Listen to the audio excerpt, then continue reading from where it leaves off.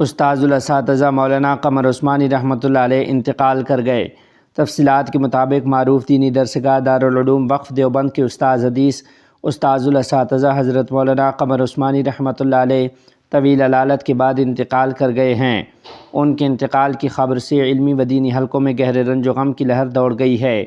انا للہ و انا الیہ راجعون، ان للہ ما اخذ ولہ ما اعطی وکل شیء عندہ باجل مسمی۔ حضرت رحمۃ اللہ علیہ عرصہ دراز سے تدریس حدیث کے شعبے سے وابستہ تھے اور انہوں نے بے شمار طلباء کو علم دین سے آراستہ کیا۔ ان کے علمی خدمات، تدریسی بصیرت اور دینی وابستگی کو حلقہ علم میں قدر کی نگاہ سے دیکھا جاتا تھا۔ نماز جنازہ اور تدفین سے متعلق تفصیلات تاحال موصول نہیں ہو سکیں۔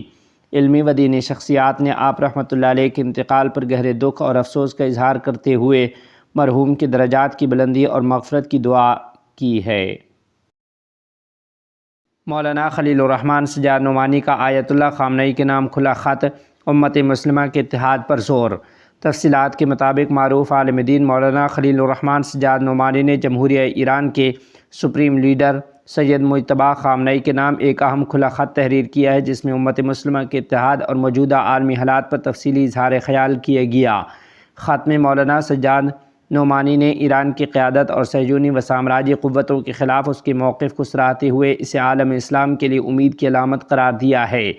انہوں نے لکھا کہ اس وقت دنیا ایک نہایت نازک اور تاریخی مرحلے سے گزر رہی ہے، جہاں ظلم و جبر میں اضافہ ہو رہا ہے اور مسلم دنیا کی نظریں ایران کی قیادت پر مرکوز ہیں۔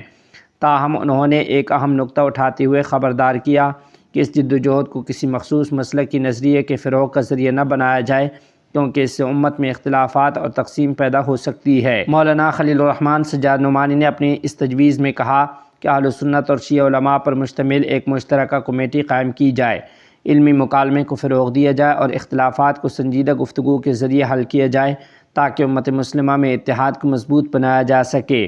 خاتمہ ایران کی مزاحمتی پالیسیوں کو سراہتے ہوئے ایک دعا کی گئی ہے کہ اللہ تعالیٰ امت مسلمہ کو اتحاد نصیب فرمائے اور اسلام کو سربلندی عطا کرے۔